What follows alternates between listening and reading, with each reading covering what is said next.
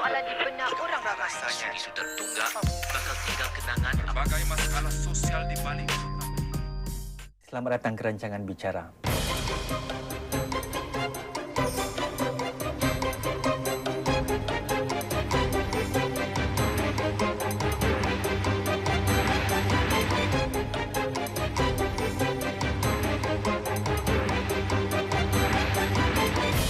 I, Muhammad Maliki bin Osman, being chosen and appointed as Minister of Singapore. Tamu istimewa bicara malam ini ialah Melayu pertama Singapura menjadi Menteri Negara Pertahanan, iaitu portfolio yang dianggap begitu sensitif. Pelantikan beliau itu dianggap memecahkan satu siling kaca, memandangkan sejak sekian lama banyak yang sudah diperkatakan berhubung Melayu dalam SAF.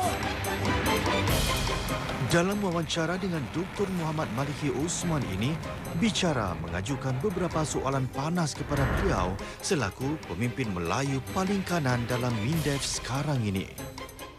50年，我们没有让你们失望。 Kenaikan pangkat Dr. Maliki sememangnya disambut baik anggota masyarakat Melayu khususnya. Mentelah lagi, beliau juga terus menjadi Menteri Negara Pembangunan Negara dan kekal sebagai Datuk Bandar CDC Tenggara. Yang pasti, semua itu membuktikan Dr. Maliki merupakan antara bintang Melayu dalam politik tempatan. Dalam bicara malam ini, kami juga meninjau latar belakang beliau yang sebenarnya datang dari keluarga susah.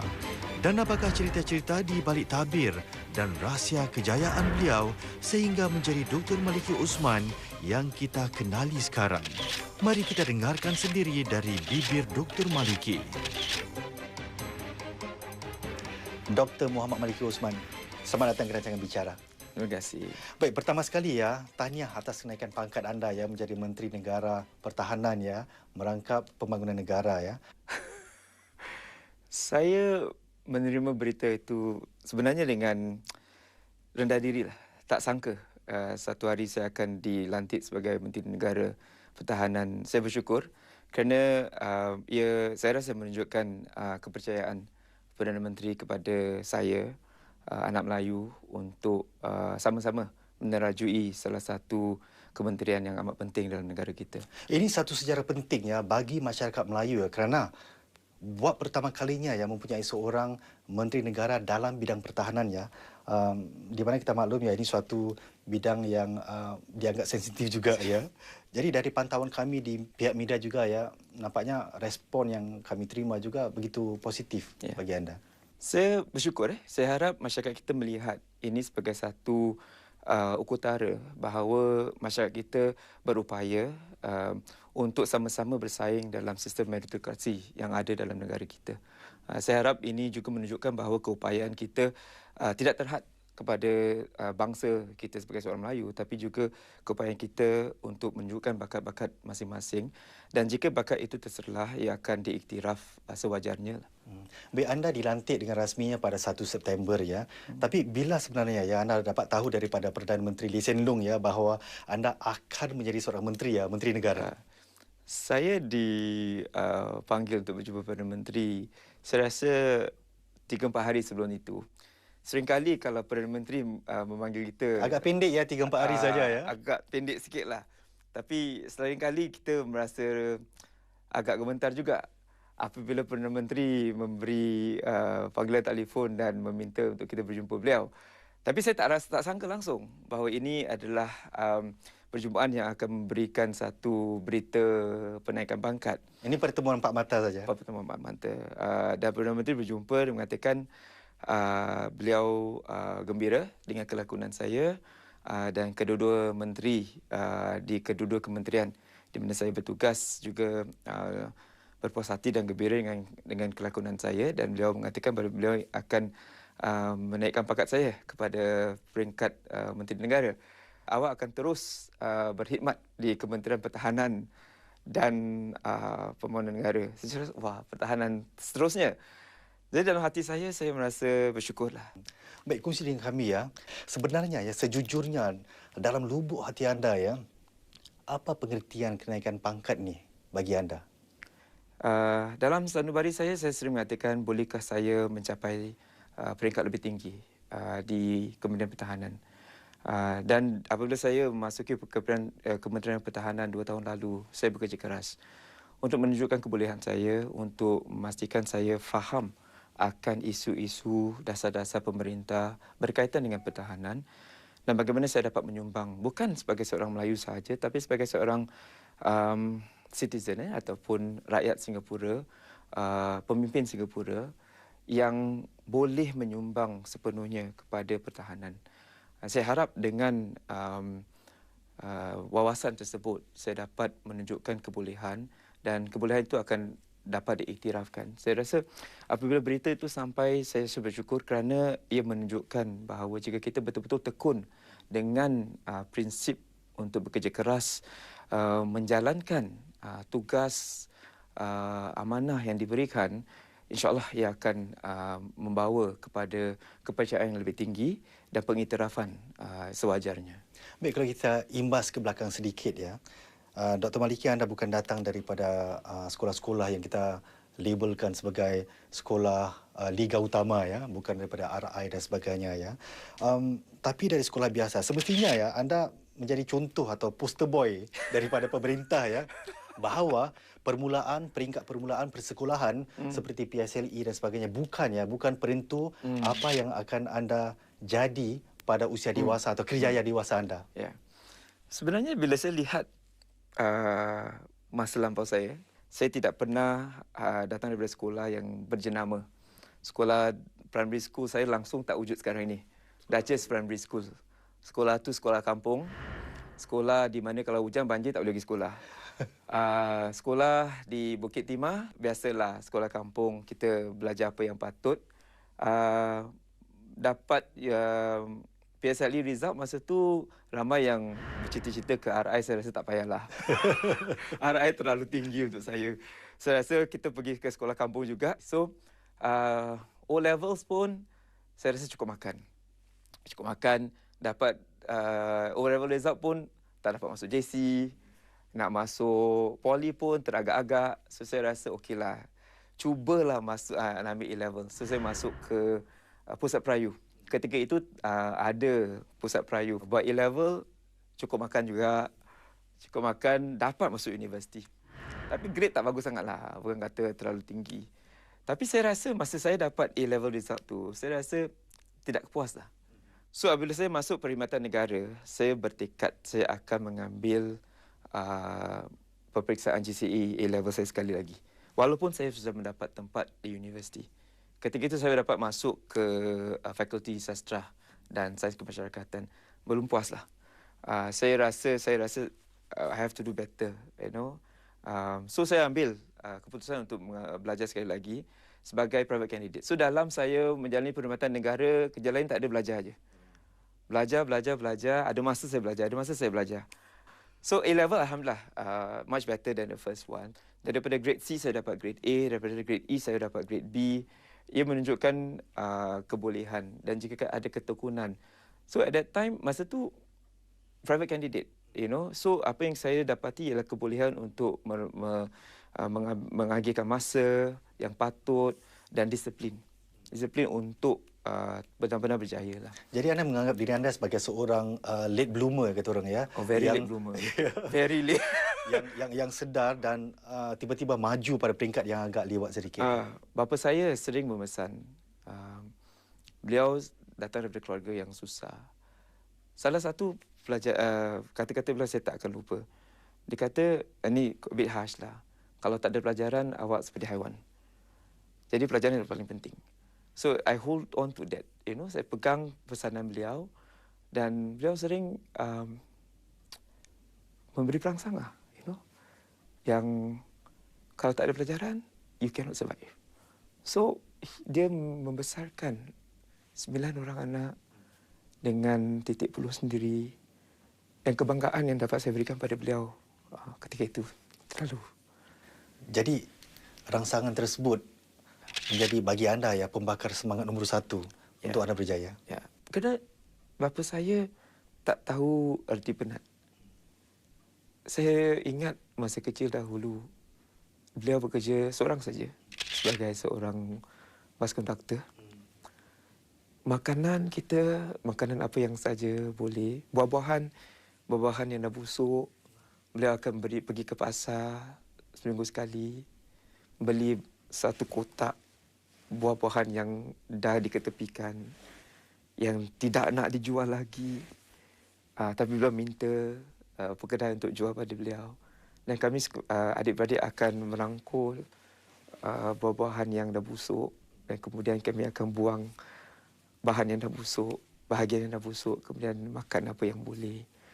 Kerana beliau sering mengatakan itu tugas beliau, itu tanggungjawab beliau sebagai bapa.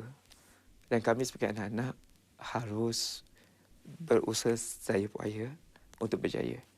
Kerana beliau kata itu sahaja hadiah beliau kepada kami. Titik peluh beliau. Kerana beliau tak berpelajaran. Ibu saya pun tak berpelajaran. Jadi pada mereka, tanggungjawab yang mereka laksanakan adalah yang paling utama.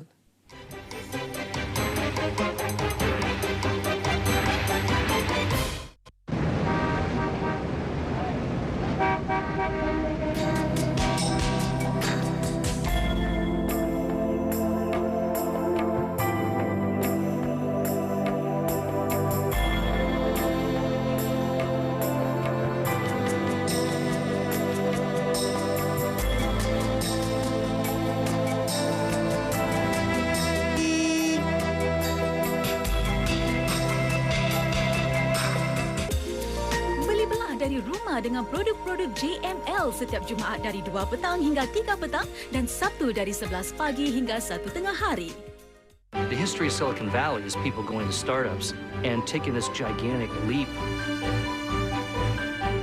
It is the birthplace of progressive ideas. This little thing that he had helped to invent was going to change the world. Where the future was born. How did a fertile farmland become one of the most exciting, innovative and influential places on Earth? Silicon Valley, Sunday at 8 p.m. on Channel News Asia. Anda sekarang bersama saya Syaz dalam rancangan 5 Rencah, 5 Rasa. Dapatkan resepi-resepi enak yang mudah dan ringkas hanya dengan 5 bahan sahaja. Tambahkan garam. Masukkan air, jintan manis ni dalam sudu kecil macam ni. Rasa dia memang enak. Special kan? Sebab 5 rencah, 5 rasa, mana lagi ada. Masakan yang sesuai untuk juada bagi seisi keluarga. Saksikan 5 rencah, 5 rasa, Sabtu dan Ahad 8.30 malam hanya di Suria. Maligai Cinta Retak 1000. Rasakan lebih baik kau tarik balik keputusan kau tu lah. Ini Saiful Idham lah. Sekali aku dah ludah, aku takkan jilat balik. Mengutip sisa-sisa kekuatan untuk meneruskan kehidupan. Seth, saya terima lamaran awak. Jadi Nora dah setia untuk hidup dengan orang yang Nora tak. Nora sedia. Saksikan drama berseri Nora Elina, Sabtu dan Ahad 9.30 malam hanya di Suria.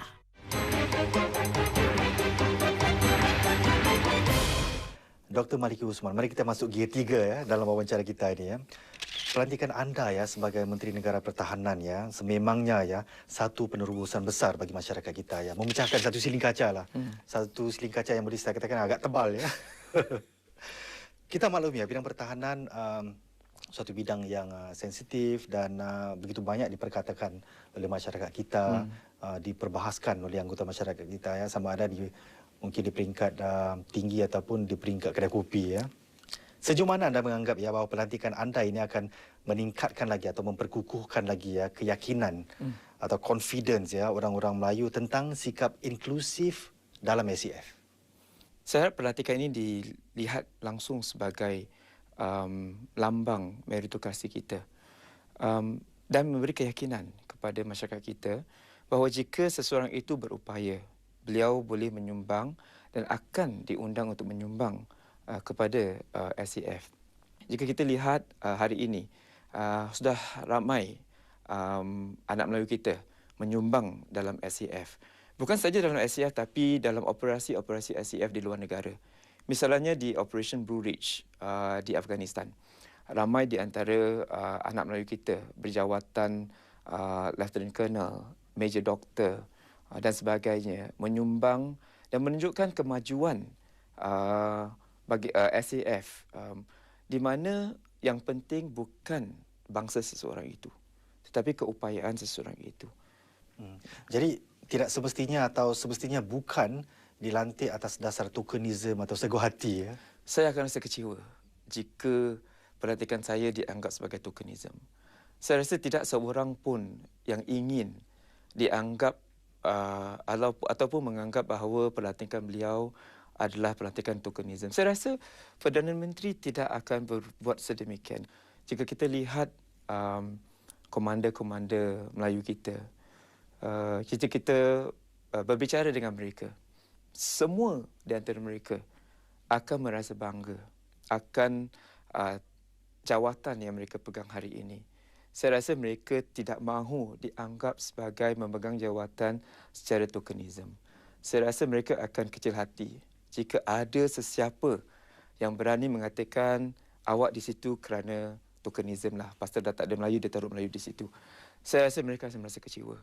Baik, mengambil anda sebagai aras, ya, apakah ini anda rasa merupakan bibit-bibit, ya, bahawa akan ada lebih ramai lagi pegawai Melayu, pegawai tinggi Melayu dalam SAF, khususnya dalam bahagian-bahagian yang dikatakan sensitif lah, seperti Angkatan Laut, Angkatan Udara dan sebagainya?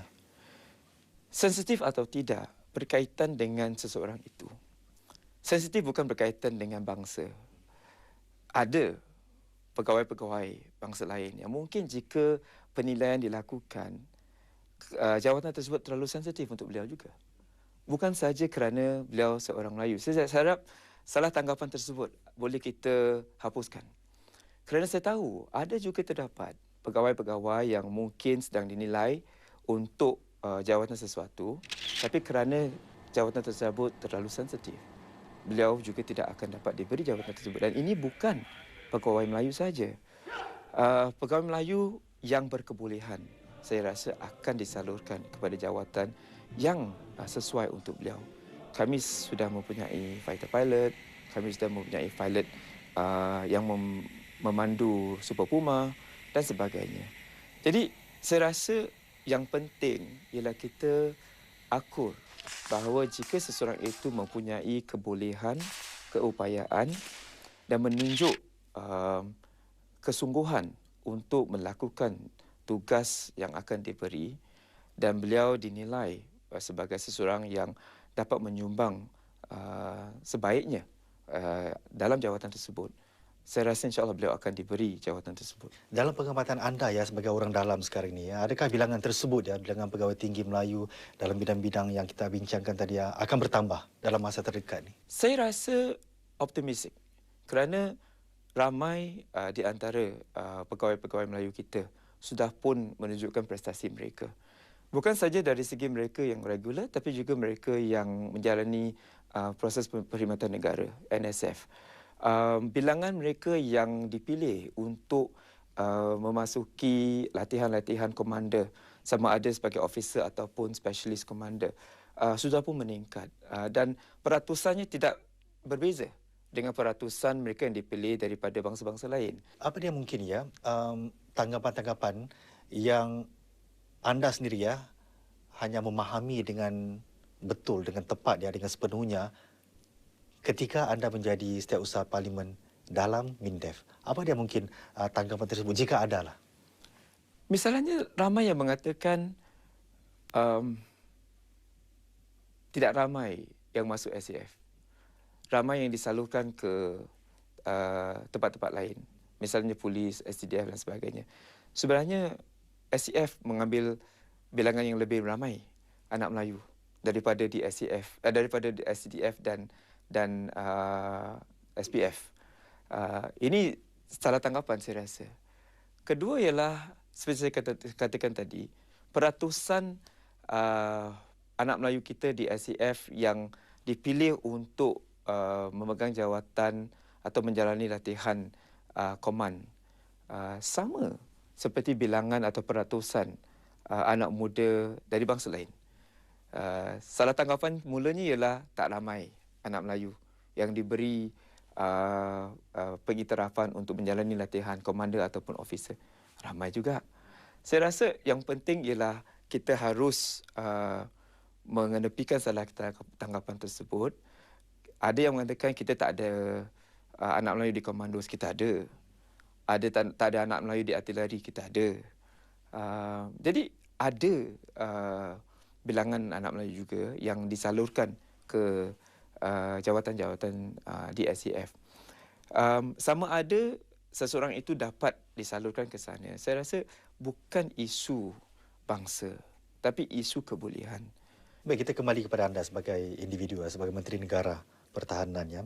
Apakah anda ada rasa bimbang, seram atau takut bahawa prestasi anda di MINDEF sebagai Menteri Negara menjadi kayu ukur yang begitu tinggi sekali, iaitu harapan dan jangkaan orang Melayu yang mereka pikulkan ke bahu anda terlalu tinggi? Memang apabila saya diberi jawatan tersebut, ada juga tertanya dalam hati. Apakah ini merupakan satu kepercayaan dan ekspektasi ataupun harapan masyarakat akan terus meningkat? Apakah saya dapat melakukannya? Dapatkah saya memenuhi harapan masyarakat? Saya harap masyarakat akan dapat melihat jawatan ini sebagai jawatan yang diberikan kepada seseorang yang dipercayai dapat melaksanakan tugas tersebut. Dan saya akan cuba sedaya upaya.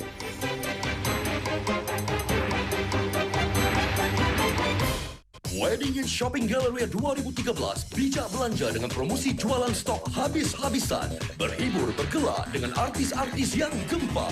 12 hingga 15 September, Expo Dewan 6, anjuran khas Mega Express. Disokong oleh Suria.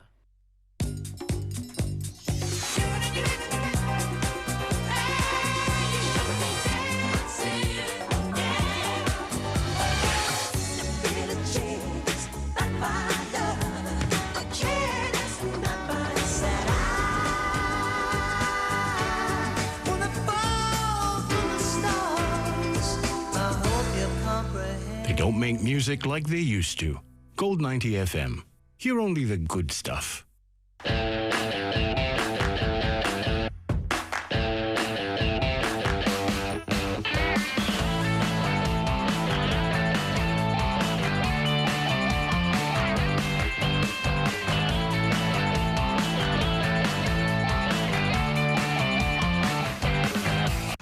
Cita-cita yang murni. Daripada dulu lagi, mak bagi Sal belajar jahit manik, Sal dah buka butik. Mana nak cari duit? Meskipun dirinya hanya sebagai tukang sapu. Awak tak ada apa-apa hubungan dengan dia. Tiba-tiba awak nak hantar dia pergi belajar menjahit tu kenapa? Kau dah jatuh cinta dengan si tukang sapu tu. Angan si tukang sapu. Bahagian pertama, Rabu 9.30 malam di Suria. Kau tengok aja. Tak berapa minggu arwahnya pergi. Kita tengok anak-anak kau ni semakin kurus saja. Papa dah tak sayang kita lagi. Itu pasal dia masak pun dah tak sedap. Apa kata kalau kau biarkan saja Reha sama Rehan duduk di sini? Papa ada girlfriend.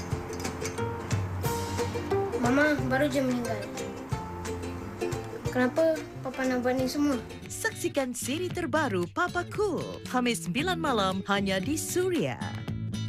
Dibawakan khas untuk anda oleh Ain Society dan disokong oleh Kementerian Pembangunan Sosial dan Keluarga.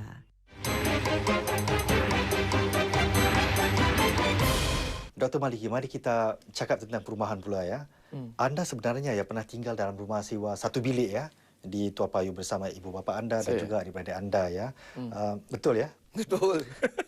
Berapa ramai orang tinggal dalam rumah tersebut sebenarnya? 11 orang? Ya, saya mempunyai ibu bapa dan 9 adik-beradik lah. Saya yang ke-8. Dan ketika itu, saya ingat lagi, blok 97, tingkat 7. Rumah tu kecil. Jadi, kami hidup, koridor depan rumah tu adalah bilik kami lah. Kami tidur di koridor. Jadi anda tidur di koridor, bukan dalam rumah Dalam rumah terlalu kecil. So ibu bapa dengan adik-beradik perempuan saja yang tinggal di dalam flat satu bilik tu, dan kami tinggal di koridor kerana keluarga terlalu ramai. So tiap hari keluarkan tikar, tiap malam lah keluarkan tikar dengan bantal, tidur di koridor. Pagi kemas, simpan, pergi sekolah, balik malam sama juga. Belajar pun belajar di hall. Masa tu rumah satu bilik ada hall besar. Di situlah kita belajar. Itu kenangan rumah satu bilik kami. Apa kenangan paling manis semasa anda hidup dalam keadaan rumah satu bilik? Paling manis ialah kami rasa kehidupan kami bukan dalam rumah satu bilik sahaja. Ketika itu semua jiran tetangga tidak tutup pintu. Jadi keluar masuk, kita boleh keluar masuk rumah dengan sesuka hati saja. Sama ada jiran tu Melayu, Cina ataupun India. Kita kenal antara satu sama lain. Dan agak ironis ya, sekarang ni ya, daripada orang yang pernah tinggal di flat satu bilik, anda kini menjadi seorang menteri yang mengendalikan masalah perumahan juga ya. Termasuk masalah rumah sewa ya. Adakah ini bagi anda ya semacam suatu situasi deja vu ya, bahawa sudah pernah hidup susah, pernah berada dalam keadaan yang sedemikian dan sekarang anda perlu mengendalikan mereka juga ya. Hari ini ialah walaupun isu semakin rumit. Dahulu masalah keluarga miskin hanya berkaitan langsung dengan keadaan ekonomi. Hari ini masalah keluarga bermasalah dirumitkan dengan isu perceraian, isu penyalahgunaan dada, isu anak-anak yang terbiar dan sebagainya. Apabila saya ditugaskan di MND dan saya mula menziarahi keluarga-keluarga sedemikian, sering saya mengatakan pada mereka, apakah harapan anda? Apakah visi anda? Ramai tidak mempunyai visi. Ramai hanya menjalankan hidup mereka sehari demi sehari. Ini salah satu saya rasa cabaran utama kita. Kais pagi makan pagi. Kais pagi makan pagi. Mereka melihat mereka tidak dapat menyesuaikan diri. Sukar. Terlalu tinggi untuk mereka mencapai. Saya mengambil iktibar daripada cara bapa saya sendiri, mak saya sendiri membimbing kami. Walaupun mereka tidak berpelajaran, mereka mempunyai prinsip hidup yang tegas, yang jelas. Yang penting memberi pelajaran untuk masa depan anak-anak. Isu perumahan adalah isu yang paling mudah untuk huraikan sebenarnya. Yang paling susah ialah isu sosial yang dikaitkan atau berkaitan langsung dengan isu perumahan tersebut. Isu sosial yang kita hadapi hari ini memberi cabaran kepada masyarakat kerana ramai di antara mereka mungkin merasai bahawa mereka tidak dapat menangani masalah-masalah yang mereka hadapi kerana terlalu rumit. Yang penting saya rasa kita harus membantu mereka melihat masalah mereka dari segi satu persatu. You need to decompartmentalize. Kita harus memecahkan masalah mereka dan memberi mereka harapan bahawa setiap masalah ada huraian dan mereka berupaya untuk menghuraikan masalah tersebut. Baik, Dr. Maliki, ini satu soalan panas yang ingin saya tanyakan kepada anda ya. Pelantikan anda melontarkan satu tanda tanya besar ya kepada para pemerhati dan juga anggota masyarakat Melayu Islam kita ya. Iaitu kita maklum ya, Menteri Negara Masa Agung Zulkifli dan kini anda dengan pelantikan anda menjadi Menteri Negara yang dilihat ya sebagai calon yang bakal menggantikan Dr. Yaakob Ibrahim sebagai pemimpin politik nombor satu kita ya bagi masyarakat Melayu tempatan kita. Apa komen anda? Tidak pernah terlintas dalam fikiran saya bahawa ini bukan untuk saya ataupun untuk Cik Mas Agus. Ini adalah untuk Perdana Menteri menentukan siapa yang akan dilantik seterusnya. Secara langsung saya rasa adalah di atas penilaian Perdana Menteri sendiri.